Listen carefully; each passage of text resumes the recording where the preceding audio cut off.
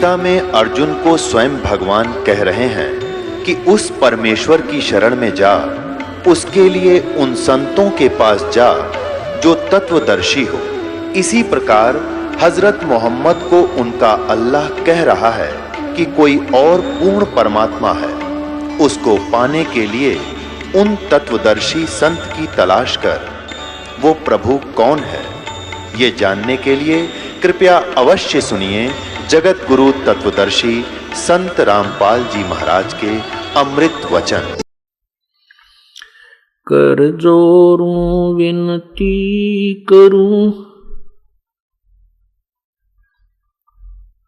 धरूं चरण पर शीश।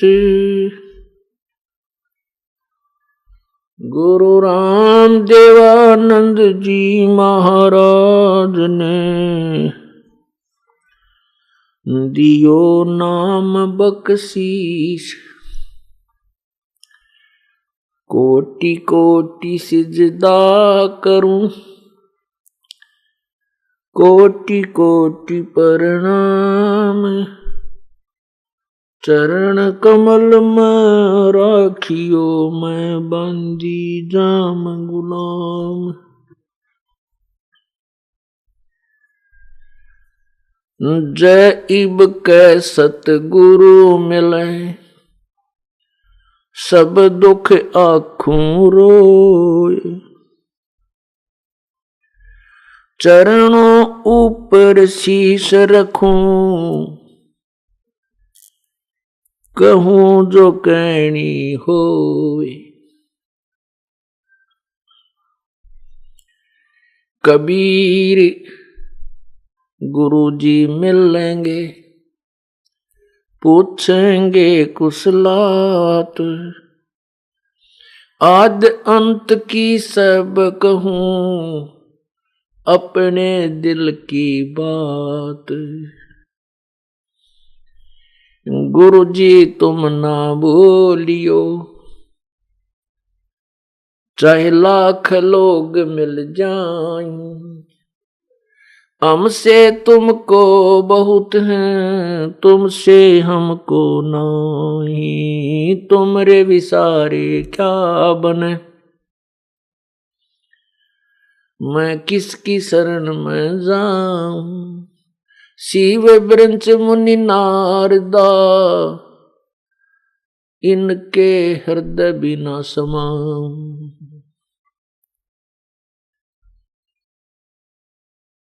बंदी छोड़ दयाल जी, तुम तक हमारी दौड़े। जैसे कागज जहाज का, सूजत और न ठोरे। अब गुण किए तो बहुत किए, करत न मानी हार। बावे बंदा बख्श दियो, बावे गर्दन उतारे। अब गुण मेरे बाप जी, बख्शो गरीब नवाज। जो मैं पूत कपूत हूँ, बोहर पिता को लाज। मैं अपराधी जन्म का, नक्शक भरे विकार। तुम दाता दुख भंजना, मेरी करो संभार। पुण्यात्माओं ने आज सुबह के सत्संग में जो प्रकरण सुना, आत्मा और परमात्मा का संवाद, उसी का शेष अंश आपको अब सुनाया जाएगा।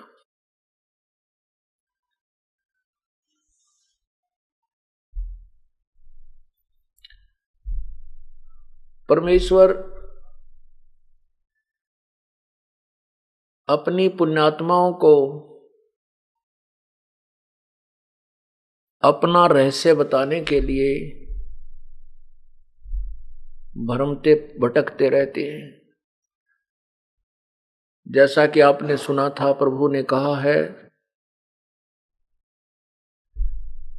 गोता मारूं स्वर्ग में जा बैठूं पाताल, गरीब दास ढूंढता फिरूं अपने हीरे माणिक लाल। उसी दृष्टिकोण से परमात्मा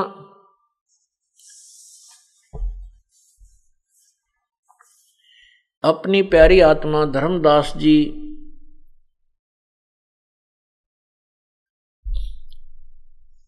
से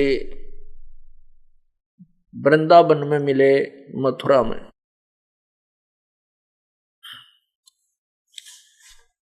आदरणीय गरीबदास साहिब जी ने अपनी अमृतवाणी में धर्मदास जी व परमेश्वर कबीर जी की वार्ता को लिपिबद्ध किया है, क्योंकि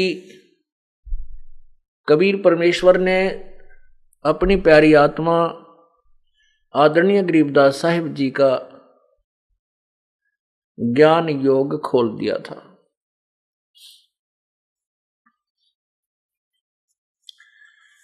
जिस व्यक्ति को दिव्यदृष्टि प्राप्त हो जाती है, वो लाखों करोड़ों अरबों वर्ष पहले का, अरबों करोड़ों युग पहले की और भविष्य की सभी जानकारी दे सकता है। और इस दिव्य दृष्टि की भी रेंज होती है, जैसे एक दूरबीन होती है, वो कुछ ही किलोमीटर तक स्पष्ट दिखा सकती है, दूसरी उससे ज्यादा, तीसरी उससे ज्यादा, ऐसे। जैसे वेद व्यास जी ने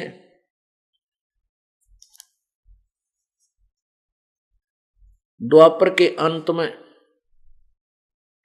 लाखों वर्ष पहले बोले गए वेदों को लिपिबद्ध किया, और कई वर्ष पहले बोली गई गीता जी को जो का त्यों लिपिबद्ध किया, और 18 पुराणों को, श्री सुधा सागर को, जो भी वार्ता जिस जिस की जैसी हुई थी, वो ज्यों की तो व्यास जी ने बाद में लिपिबद्ध की। उनकी दिव्यदृष्टि खुली हुई थी, उनकी दिव्यदृष्टि काल ने खोल रखी थी, और काल के पुजारियों की दिव्यदृष्टि की रेंज बहुत ही सीमित होती है। और पूर्ण परमात्मा ने आदरणीय गरीबदास साहिब जी की दिव्यदृष्टि दे रखी थी, उनकी दिव्यदृष्टि को ओपन किया हुआ था, ज्ञान योग खोल रखा था। उस आधार पर संत गरीबदास जी क्या बताते हैं, क्योंकि जो भी ये बोली गई वाणी है गरीबदास साहिब के सामने चलचित्र की तरह चल रही थी, सब जैसे फिल्म चलती है, उसको ज्यों का त्यों आंखों देखा हाल गरीबदास जी वर्णन कर रहे हैं। दर जिंदे का रूप सैल वृंदावन कीनी, तहां मिले धर्मदास करते हैं बहुत अधीनी।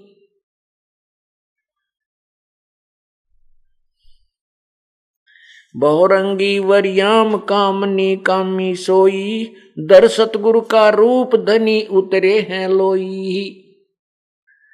धर सतगुरु का रूप, वो धनी यानी कुल का मालिक कबीर परमेश्वर ही अवतरित हुए थे।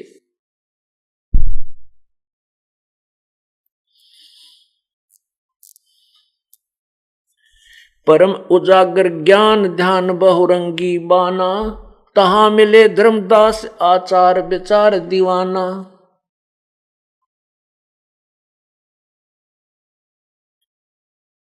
परमात्मा कबीर परमेश्वर एक जिंदे महात्मा का रूप बना करके वृंदावन में धर्मदास जी जहां पर तीर्थों का भ्रमण करते हुए घूम रहे थे, वहां पर मिले, और उन्होंने, धर्मदास जी ने एक वैष्णव संत की वेशभूषा बना रखी थी, परमात्मा उस एक प्राणी को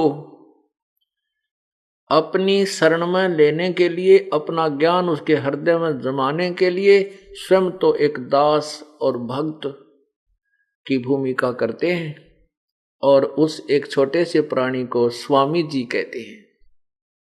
परमात्मा ने धर्मदास जी से कहा, कौन तुम्हारी जात कहां से आए स्वामी, पूछे पुरुष कबीर धनी साहेब निकामी। धर्मदास जी से पूछा परमेश्वर ने, कौन तुम्हारी जात कहां से आए स्वामी, पूछे पुरुष कबीर धनी साहेब निकामी।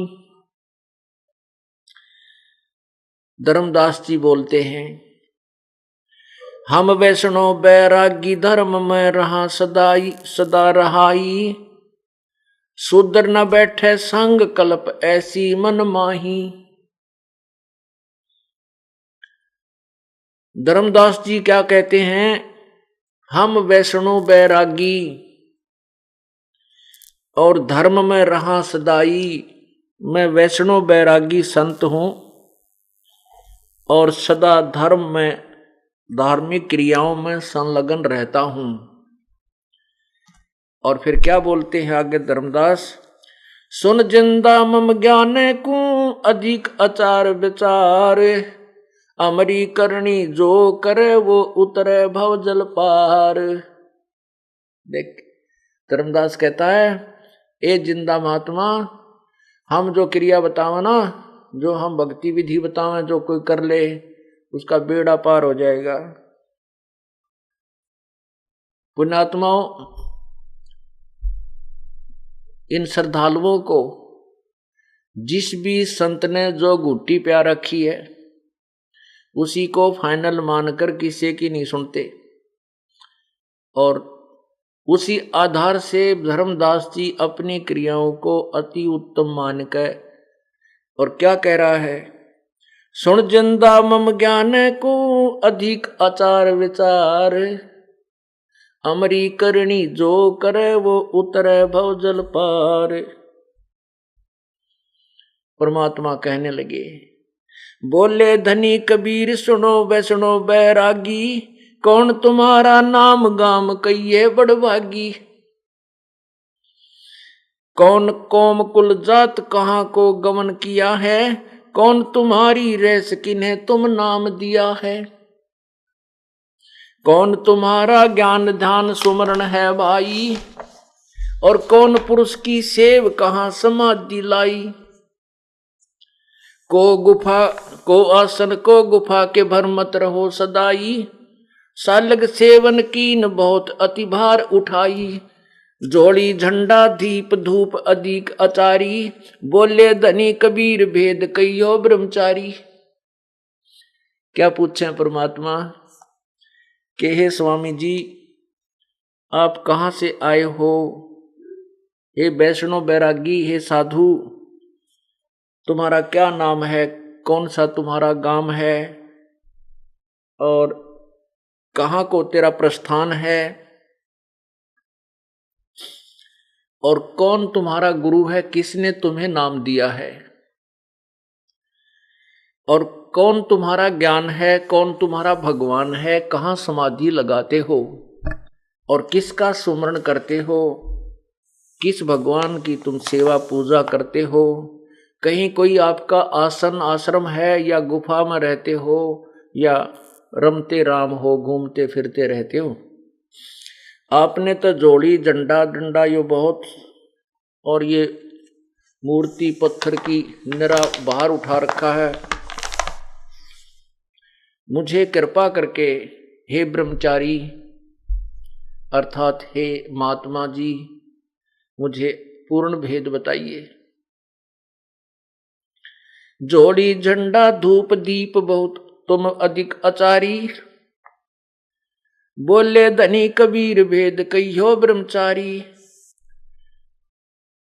हमको पार लंघावे ही ये परम अजागर रूप, जिंदा के धर्मदास से तुम हो मुक्ति स्वरूप।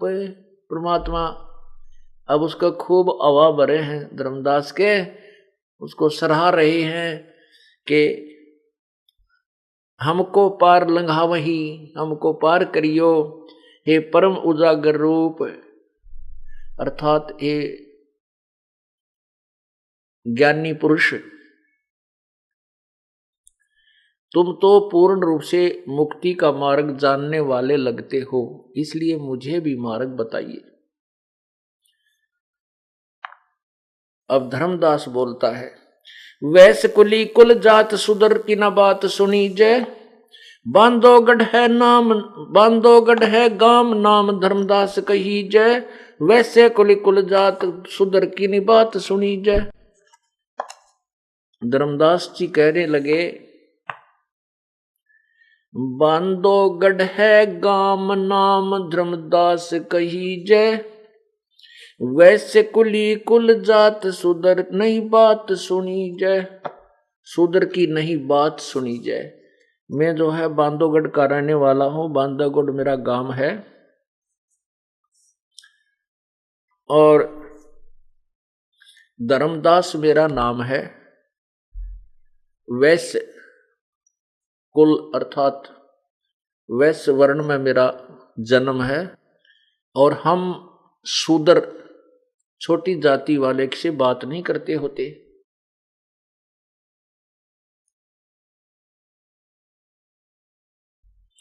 सरगुण ज्ञान स्वरूप ध्यान सालग की सेवा, मल्लाग्र छड़कंत संत सब पूजे देवा, 68 तीर्थ नान ध्यान कर कर हम आए, पूजे सालग राम तिलक गलमाल चढ़ाए, धूप दीप अधिकार आरती करें हमेशा, राम कृष्ण का जाप जपे रटत हैं शंकर शेषा, नेम धर्म से नेह स्ने दुनिया से नाही, आरुडम बैराग और की मानो नाही।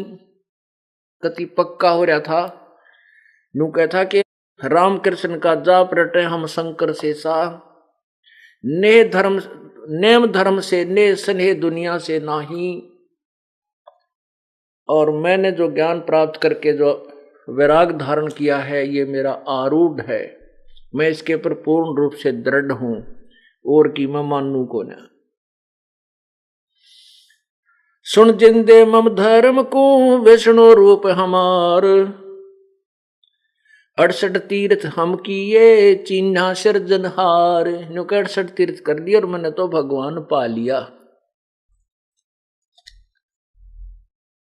बोले जिंदा बैन कहां से सालग आए, और को 68 का धाम मुझे तत्काल बताइए, राम कृष्ण का रहे नगर वो कौन कहावे, ये जड़वंत देवता से क्यों घंट बजावे, सुने गुने नई बात धात पत्थर के स्वामी, कहां भर में धर्मदास चीन पद निज पदनी कामी,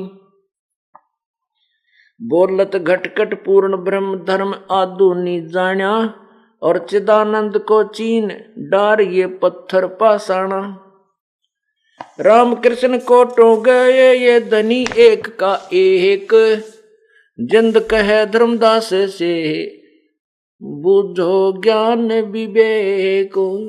ज्ञान विवेक अर्थात तत्व ज्ञान। बुझो ज्ञान विवेक एक निज निश्चय आनम, दूजा दोजक जात कहाँ पूजो पाषाणम, जठ रग्नि में राख साख सुनियो धर्मदासा, तज पत्थर पाषाण छोड़िया बोधी आशा, अनंत कोट ब्रह्मांड रच सब तज रह नियारे, जिंद कहे धर्मदास को जाका करो विचारे, जाका करो विचार सकल जिन सृष्टि रचाई, वार पार नहीं कोई बोलत है सब घटमाही। अब क्या बताते हैं, परमात्मा ने कहा कि पहले तो न्यू बता, तू आप कह रहे हो कि मैंने भगवान पा लिया, वो राम कृष्ण कहाँ रहते हैं।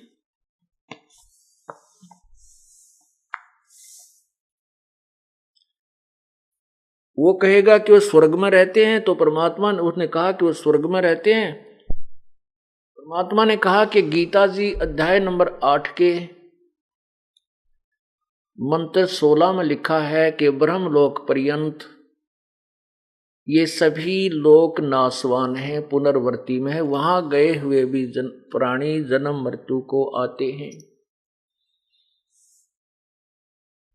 और महाप्रलय जब होती है, ना ब्रह्मा रहेगा, ना विष्णु रहेगा, ना शिव रहेगा।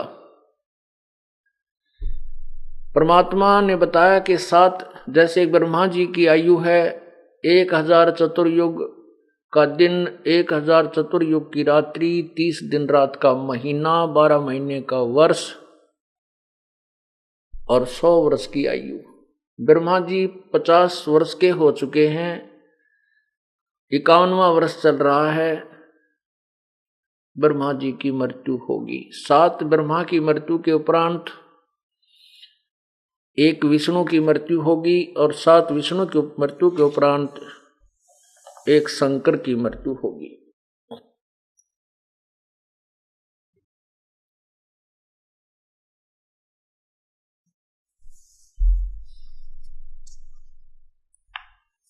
और फिर बताया कि तेरे ब्रह्मा विष्णु महेश स्वयं कहते हैं कि हम तो नाशवान हैं, हमारा जन्म मृत्यु होता, हम अविनाशी नहीं है। तो उनके पुजारी कहाँ रहेंगे?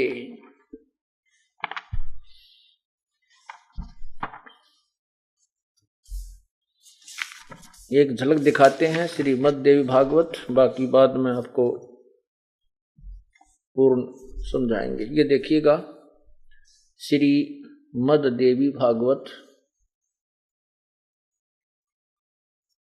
गीता प्रेस गोरखपुर से प्रकाशित।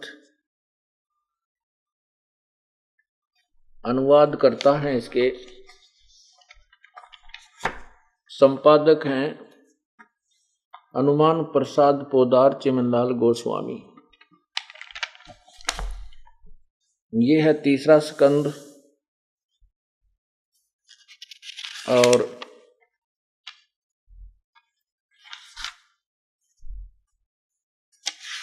अध्याय 4 और 5 में प्रश्न नंबर 123।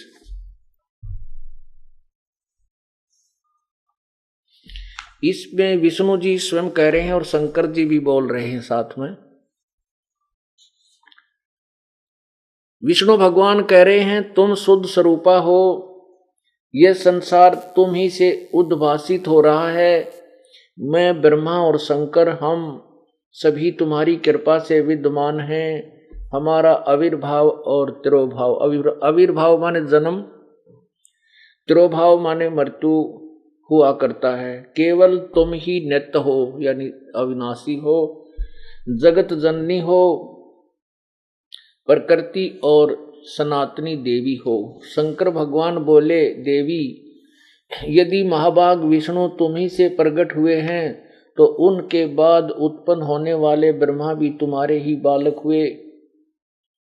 फिर मैं तमोगुणी लीला करने वाला शंकर क्या तुम्हारी संतान नहीं हुआ? अर्थात मुझे भी उत्पन्न करने वाले तुम ही हो, वाली तुम ही हो। फिर नीचे बताया है इसी में 123 पृष्ठ पर ही, ये नीचे देखिएगा, तीनों गुण भी यही बताए हैं। इस संसार की सृष्टि, स्थिति और संहार में तुम्हारे गुण सदा समृद्ध हैं। उन्हीं तीनों गुणों से उत्पन्न हम ब्रह्मा, विष्णु और शंकर नियमानुसार कार्य में तत्पर रहते हैं।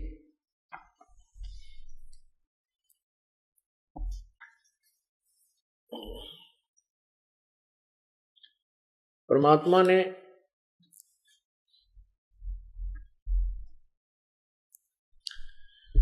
धर्मदास जी से बताया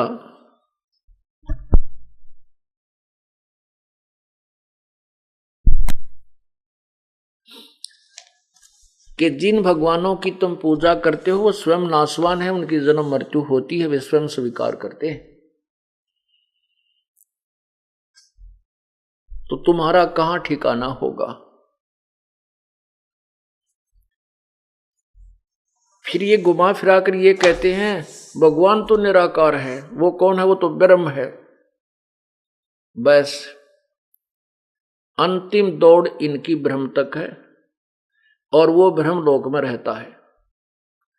और फिर कहते वो निराकार है, उनका पुजारी ब्रह्म लोक में पहुंच जाता है। ये देखिए पवित्र गीता जी, श्री मद् भगवत गीता, इसके अध्याय नंबर 8 और श्लोक या मंत्र कहो 16 में।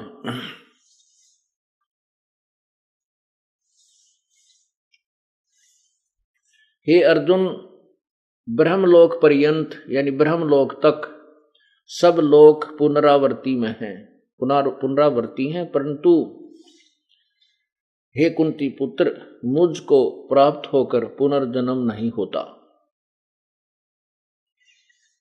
अब वैसे तो इसका अर्थ और होता है, लेकिन अनुवादकर्ताओं ने जो किया है हम इस पर अभी समय वेस्ट नहीं करेंगे, वो तो समय आने पर समझाएंगे।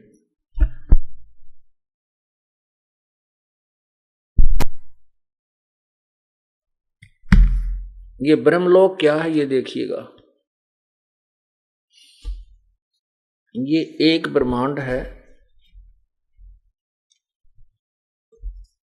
ये एक ब्रह्मांड है,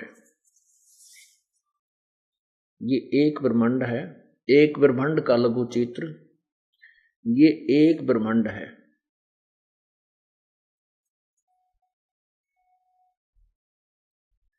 इस ब्रह्मांड में ये पृथ्वी लोक है, ये पृथ्वी लोक है, ये स्वर्ग लोक है, कोमन स्वर्ग। ये स्वर्ग के राजा इंद्र का द्वीप है, साथ ही इसके लगता हुआ ही थोड़ा दूरी बना दिया है। और नीचे ये पाताल लोक है, ये वाला। इस पाताल लोक पर, इस पृथ्वी लोक पर और इस स्वर्ग लोक पर ये ब्रह्मा, विष्णु और शिव जी, इन तीनों का अधिपत्य है। जो विष्णु शंकर जी की सेवा का पूजा करते हैं वो शंकर जी के लोक में चले जाते हैं, इस द्वीप में। जो विष्णु के उपासक हैं वो विष्णु लोक में चले जाते हैं, ब्रह्मा के पुजारी ब्रह्मा के लोक में, और जो अन्य साधना उपासना करते हैं, धर्म आदि करते हैं, वो कोमन स्वर्ग में चले जाते हैं।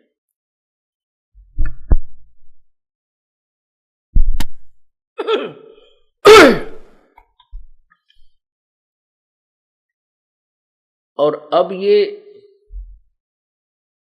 ये है ब्रह्मलोक, ये सारा ब्रह्मलोक है, ये वाला, ये इतना हिस्सा जो है ये ब्रह्मलोक है। ये ब्रह्मलोक एक ब्रह्मांड के बहुत ज्यादा अत्यधिक हिस्से में है, बहुत विस्तृत है। तो अब ये कहते हैं ये अंतिम, यहां ये ब्रह्मलोक है। ये ब्रह्मा विष्णु के लोक तो बहुत बार नष्ट हो जाते हैं, पृथ्वी लोक भी और ये स्वर्ग आदि तो, लेकिन ये ब्रह्मलोक इनसे ज्यादा स्थायी है। अब गीता जी में लिखा है कि ये ब्रह्मलोक पर्यंत ये सारे ही, यहां भी ये भी नाशवान है, यहां गए हुए सभी साधक भी पुनर्वर्ती अर्थात पुनर्जन्म होता रहता है, जन्म मृत्यु होती है।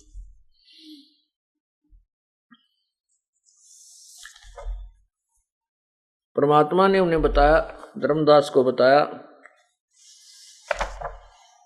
कि तुम जो साधना करते हो, प्रथम तो ये ब्रह्मा विष्णु महेश की कर रहे हो, जैसा कि आज सुबह के सत्संग में सुनाया गया था कि तीनों गुणों रजगुण ब्रह्मा, सतगुण विष्णु, तमगुण शिव जी की पूजा करने वाले, साधना करने वाले, इन्हीं के ऊपर आधारित आरूढ़ हो जाते हैं, जो कोई और बात और किसी की बात को नहीं मानते और ज्ञान को सुनने को तैयार नहीं। इस त्रिगुणमयी माया के द्वारा जिनका ज्ञान हरा जा चुका है, राक्षस स्वभाव को धारण किए हुए मनुष्यों में नीच दुष्कर्म करने वाले मूर्ख, गीता ज्ञानदाता कहता है ब्रह्म कि मेरी पूजा नहीं करते। दोनों की वार्ता चल रही है।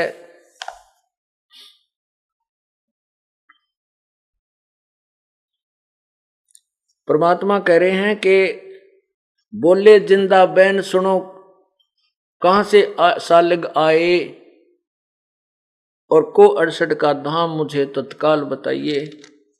राम कृष्ण कहाँ रहे, नगर वो कौन कहावे, ये जड़वंत देश देव ताश क्यों घंट बजावे।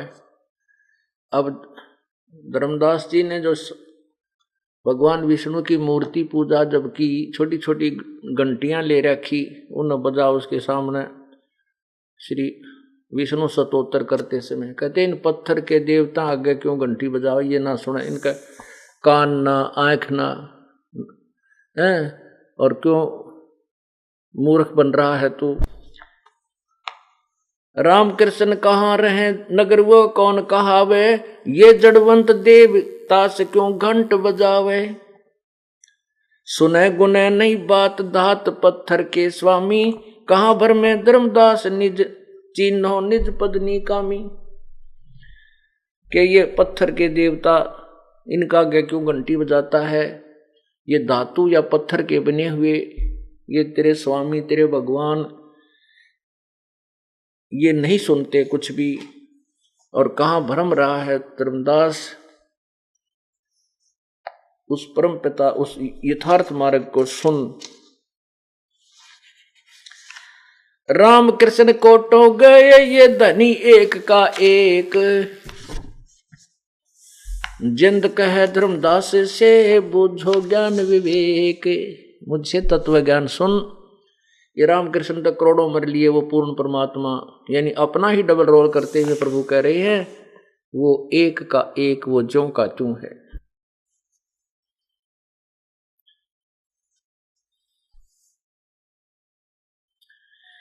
जठरग्नि में राख साख सुनो धर्मदासा, ये तज पत्थर पाषाण छोड़िया बोधी आशा। जिस परम पिता ने तेरे को मां के गर्भ में जठरग्नि में वहां भी तेरी रक्षा की, अब भी तेरा साथी तेरे पीछे पीछे घूम रहा है। इन पत्थर के देवताओं ने छोड़ दे इस बोधी आशा।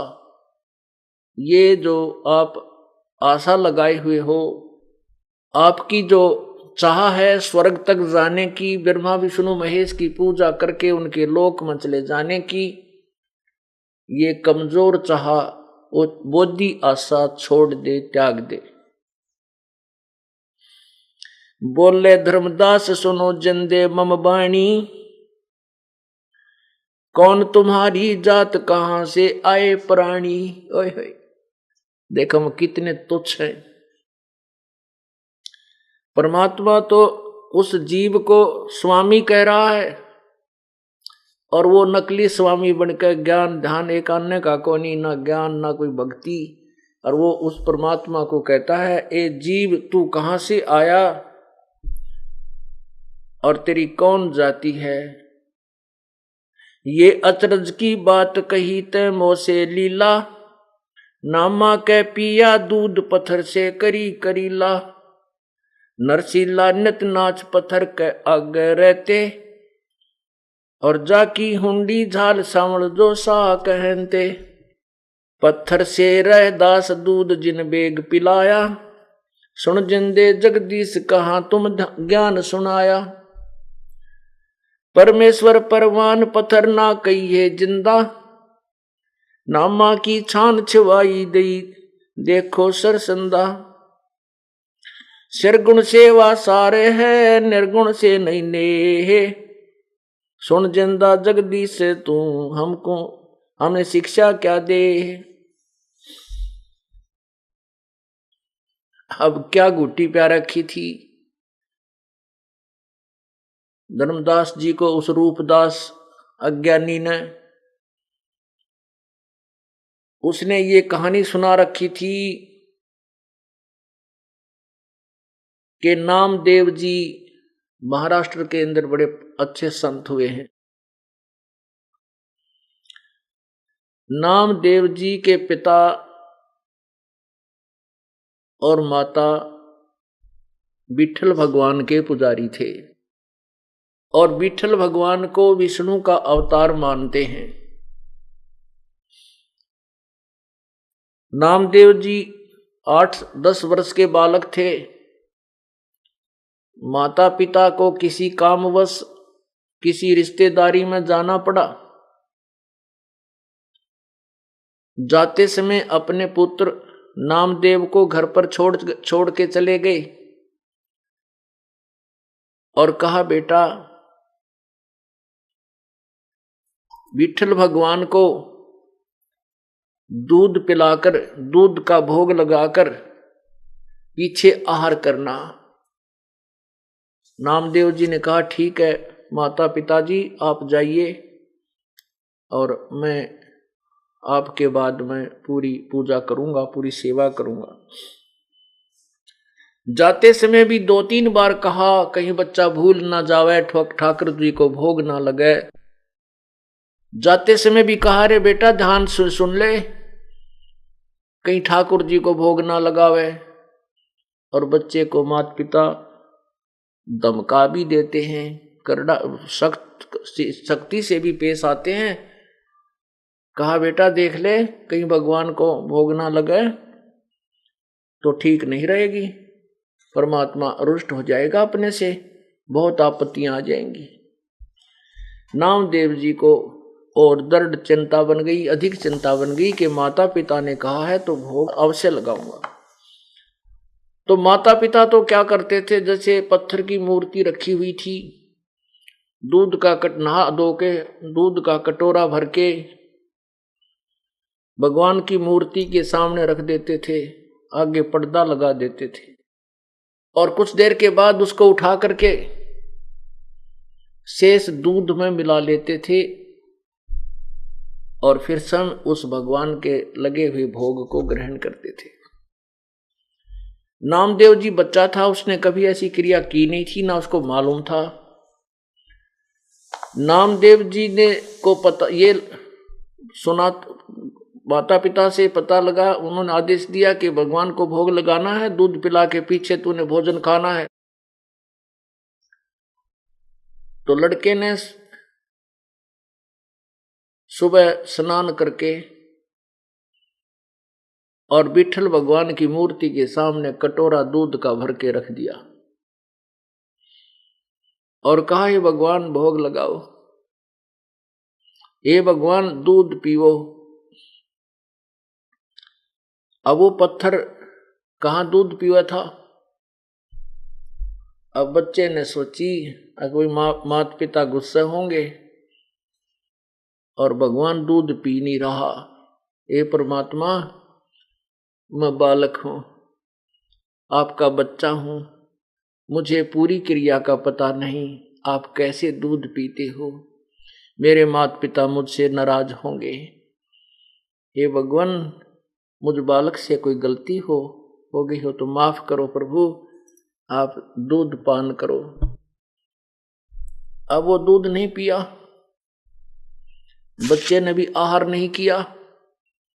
नेक्स्ट डे सुबह फिर नहाया धोया, स्वच्छ कपड़े पहने धो के, फिर दूध का कटोरा भरकर रख दिया ताजा, नहीं दूध पिया। बच्चे ने भी आहार नहीं किया। बालक था, एक दिन की भूख में निढाल हो गया, दूसरे दिन की भूख पर और ज्यादा ही उसकी हालत कमजोर हो गई। तीसरे दिन उठा, फिर ऐसे ही प्रार्थना की, रोने लगा कि प्रभु मैं बालक हूं, आपका बच्चा हूं, मुझे पूर्ण क्रिया का पता नहीं। हे प्रभु, मेरे माता पिता नाराज होंगे, मुझे कहेंगे कि तूने भगवान को भोग नहीं लगाया। और परमात्मा, आप दूध पान नहीं करोगे, भोग नहीं लगाओगे तो आपका दास भी आहार नहीं करेगा। उस बच्चे की ऐसी निष्ठा देखा कि ये बालक मर जाएगा, माता पिता 1 हफ्ते में आवेंगे। चौथे दिन जब देखा बालक पर उठा भी नहीं जा रहा है, ऐसे बड़ी मुश्किल से वहां तक पहुंचा है और ऐसे बैठ गया है, उसी समय परमात्मा उस पत्थर के अंदर प्रकट हुए, हाथ से कटोरा उठाया और दूध को पी लिया। नामदेव की खुशी का ठिकाना नहीं रहा। फिर स्वयं भी आहार किया। नेक्स्ट डे, अगले दिन फिर दूध रख दिया भगवान ने, फिर इसी प्रकार प्रकट होकर के दूध पिया। जब माता पिता वापस आए, उनको चिंता थी कहीं बालक भूल ना गया हो, और कहा बेटा क्या तुमने ठाकुर को भोग लगाया कि नहीं? तब नामदेव कहने लगा माता पिता, मैं बालक था, मुझे पूरी क्रिया का पता नहीं था। परमात्मा ने 3 दिन तक दूध नहीं पिया, चौथे दिन दूध पिया, और मैंने भी आहार नहीं किया।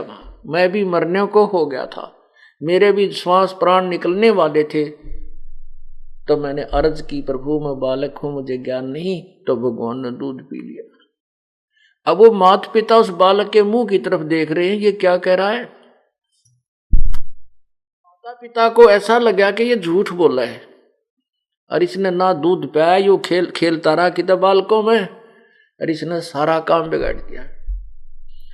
तो कहने लगे बेटा सच बता दे, तेरे भोग लगाया कि नहीं? एक माता पिता सही कह रहा हूं, 3 दिन तो भगवान ने बिल्कुल भोग नहीं लगाया, और मेरे से कोई गलती बन गई होगी, मैं बालक था ना।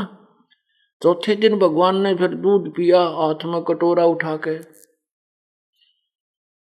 तो वो कहने लगे ये झूठ बोल रहा है, बालक सा इसने कुछ नहीं पिया, क्योंकि भगवान दूध पीते को ना। कहने लगे अब हमारे सामने पिला के दिखा, नहीं तेरे डंडे मारेंगे। अब उन्हें सोची भाई अब पटूंगा। उसको मालूम था कि भगवान कहीं पीछे की तरह ना पीवे और पिटाई तो होगी। फिर हाथ जोड़ के खड़े हो गया, है भगवान ये बला तुम ही टालोगे मेरे सिर से, ये परमात्मा मेरे माता पिता को विश्वास नहीं होगा, आप जल दूध पान करियो मेरे प्रभु। अब नामदेव जी ने ऐसी प्रार्थना की, दूध रख के ठाकुर की मूर्ति के सामने, माता पिता के सामने ही। ऐसे ही भगवान ने वो कटोरा उठाया और पूरे दूध के वो चढ़ पी गया, और फिर ज्यों की त्यों मूर्ति दर्शा दी। अब नामदेव के माता पिता फूले नहीं समाए, गली गली में जाकर कह रहे हमारे बेटे के हाथ से भगवान ने दूध पी लिया, हमारे बेटे नामदेव ने भगवान को दूध पिला दिया, विट्ठल भगवान को। अब गांव के लोग कहने लगे ये झूठ बोलता है, ये अपने बच्चे की सूखी महिमा करता फिरता है, इसको दंड दो। पंचायत कर ली, चौपाड़ में नामदेव का माता पिता बुला लिए, नामदेव बुला लिया, भगवान विट्ठल की मूर्ति रख दी और दूध लाके रख दिया। तो पंच कहने लगे यदि नामदेव ने भगवान को दूध पिलाया और भगवान ने इसका दूध पिया है तो हमारे सामने यहाँ पंचायत में दूध पिला के दिखावे, नहीं तो तुमको यहां से देश निकाला, नगर निकाला दे देंगे, यहां से बाहर निकाल देंगे।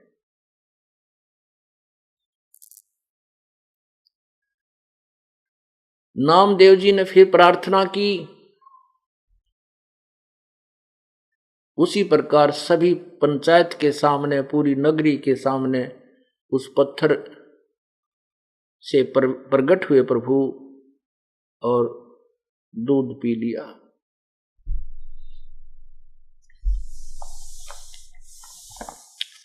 पुण्यात्माओं, ये तत्व ज्ञान है। तो इतनी कथा सुना रखी थी रूपदास जी ने उस धर्मदास जी को, तो उसी आधार पर धर्मदास जी कह रहा है कि ये अचरज की बात कही तै मोह से लीला, नामा का पिया दूध पत्थर से करी करीला। कि नामदेव का भी दूध पत्थर उस पत्थर ने पिया, वो भगवान है, पत्थर नहीं है। तो इसको सुलझाना है, इस तत्व ज्ञान को, तत्व ज्ञान से की दृष्टिकोण से इसको देखना है और इसका निष्कर्ष निकालते हैं। एक जगह प्रकरण आता है कि एक पाड़ी था, पाली ग्वाला होता है, और पाली जो होता है वो बहुत दुखी हो लेता है। कोई गाय इधर भाग रही है, कोई गाय इधर भाग रही है, तो कोई खेती वाला किसान उसकी पिटाई कर रहा है, तो हमारी खेती चरा दी, तो वो बहुत दुखी रहता था। उसने एक दिन सत्संग सुन लिया, एक पंडित जी, एक गुरुजी सत्संग कर रहा था, विचार कर रहा था कि भगवान ऐसे सुख देता है, भगवान चीर बढ़ा देता है, भगवान ऐसा कर देता है, भगवान सब सुख दे देता है, सर्व सुखदाई है। तो पाली ने, ग्वाले ने सोचा कि पंडित जी पर एक भगवान ले लूं और वो मेरा साथी हो जाएगा, मैं विश्राम करूंगा और भगवान फिर सारी गौओं को घेरा करेगा और गौ चराया करेगा। अब सभी उस मंदिर से सत्संग सुनकर चले गए, पर वो पाली बैठा रहा। उस ग्वाले ने कहा, हे गुरुदेव मुझे भगवान दे दे, हे गुरुदेव मुझे भगवान दे दे, मैं बहुत दुखी हूं, मेरी बहुत पिटाई होती है, मेरी भैंसें गायें इधर उधर किसी के खेतों में चली जाती हैं, मैं तंग हो लेता हूं, मुझे भगवान दे दे। आप कह रहे थे ना भगवान सारे सुख देता है। अब पंडित जी ने सोचा, अच्छा बुद्धू पिल्ला पड़ा, अब इस तक कैसे पीछा छुटाऊं, क्यों पाली तो वो भी तो ऐसा होता है ना, जे उसने सीधा मना कर दे तो वो अगले दिन डले मार के जा, उसके पत्थर मारे। तो पंडित जी ने कहा, बेटा मैं भगवान बनाऊंगा 2-4 दिन में, तो हफ्ते पीछे आइए। अच्छा गुरु जी। अब पाली ने जो दिन दिया था ब्राह्मण ने, वो दूसरे दिन पहुंच गया, गुरु जी मैंने भगवान दे दे, बहुत दुखी हो गया।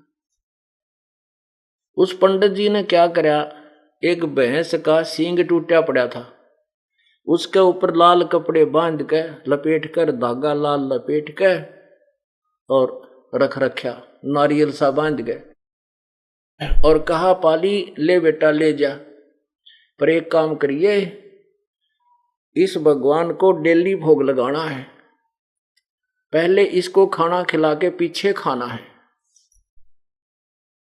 ऐसा नहीं करेगा तो ये भगवान तुझे सुख नहीं देगा, ये भगवान जो है ना तुझे लाभ नहीं देगा। अब ठीक है गुरुदेव, जैसा आपकी आज्ञा होगी।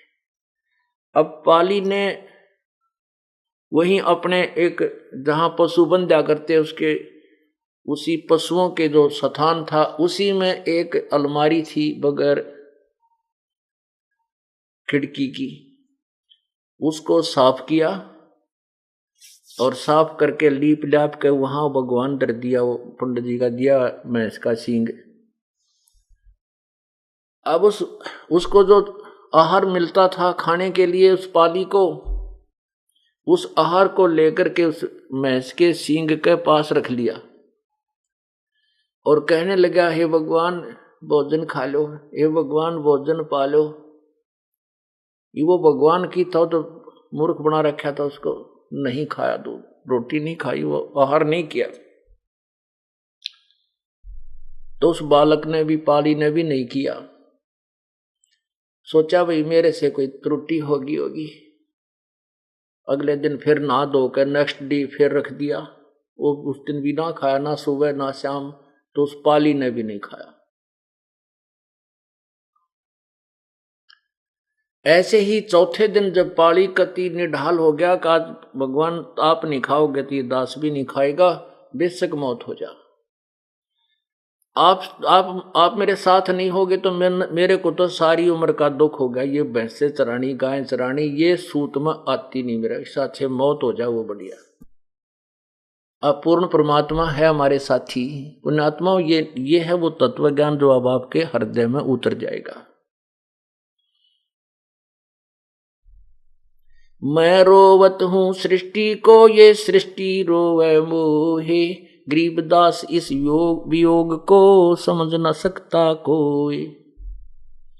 गीता जी अध्याय नंबर 15 के श्लोक 16 और 17 में स्पष्ट किया है कि इस संसार में दो भगवान हैं, एक क्षर पुरुष ये ब्रह्म काल, एक अक्षर पुरुष ये परब्रह्म, और इन दोनों के लोकों में ये प्राणी सब नाशवान है, ये स्वयं भी नाशवान है, केवल जीवात्मा अमर है।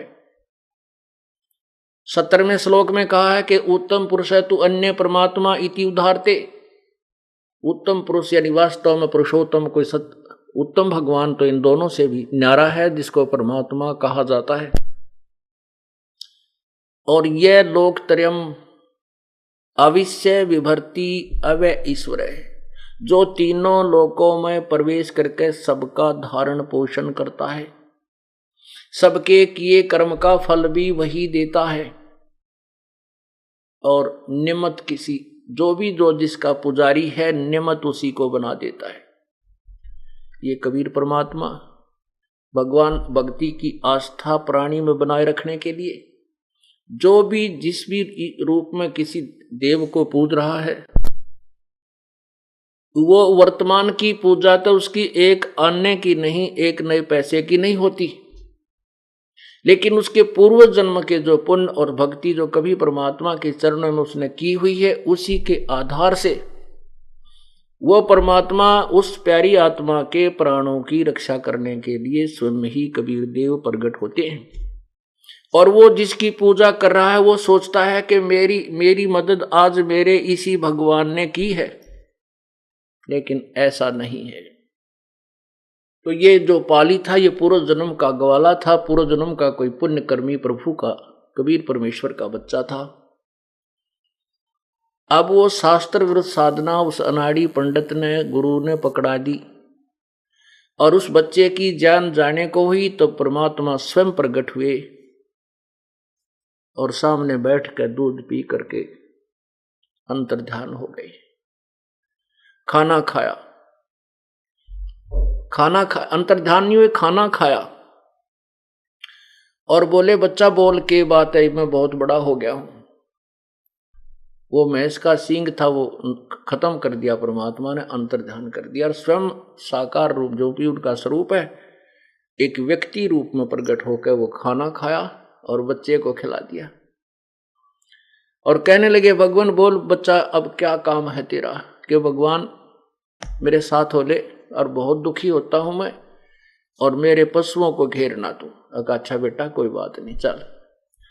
अब लेकर पशुओं को चला गया। अब एक लाठी पकड़ा दी पाड़ी ने भगवान को अपना लठ।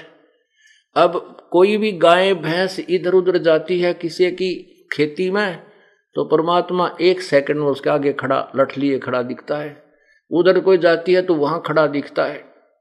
अर्थात सभी क्रिया को बड़ी सुचारू रूप से करने लगा।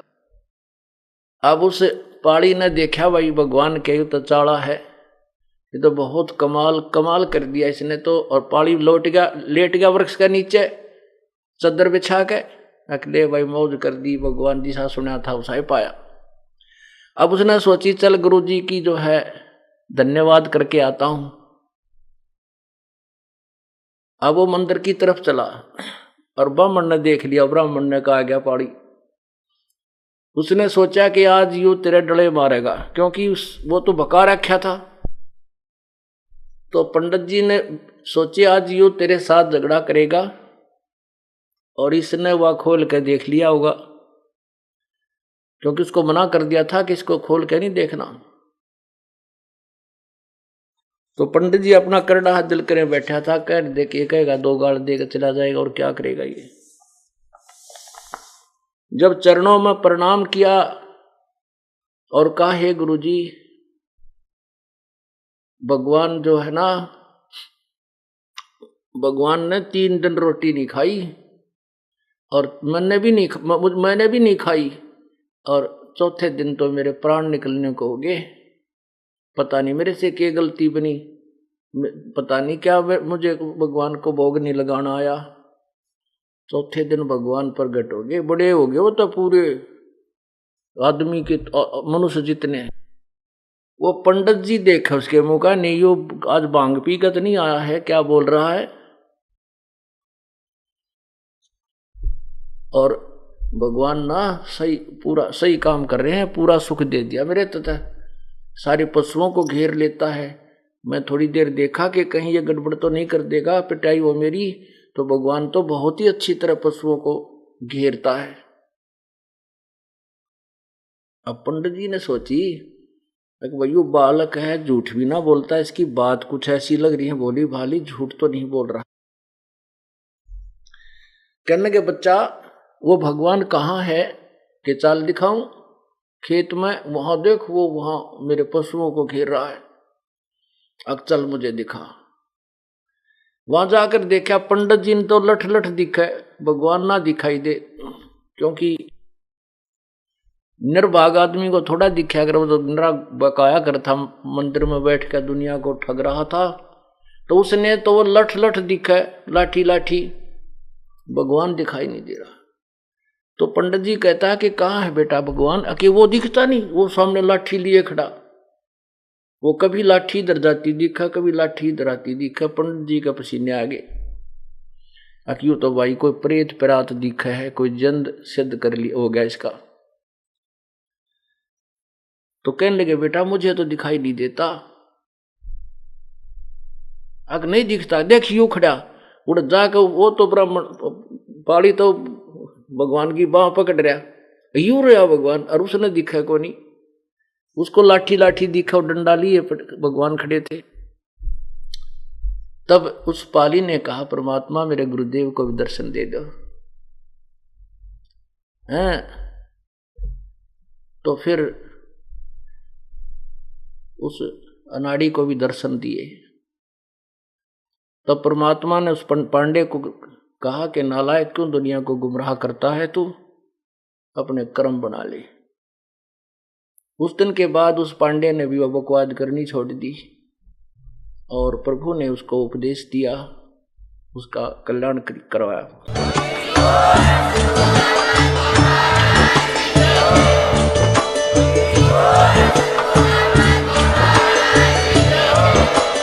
आप सुन रहे थे जगत गुरु तत्वदर्शी संत रामपाल जी महाराज जी के मंगल प्रवचन। अधिक जानकारी के लिए विजिट कीजिए हमारी वेबसाइट www.jagatgururampalji.org। संत रामपाल जी महाराज जी के शुभ आशीर्वाद से पूरे विश्व भर में 500 से भी ज्यादा नाम दीक्षा केंद्र हैं, जिन पर संत रामपाल जी महाराज जी द्वारा ऑनलाइन निशुल्क नाम दीक्षा दी जा रही है। अपने नजदीकी नाम दीक्षा केंद्र का पता करने के लिए संपर्क करें 8222880541।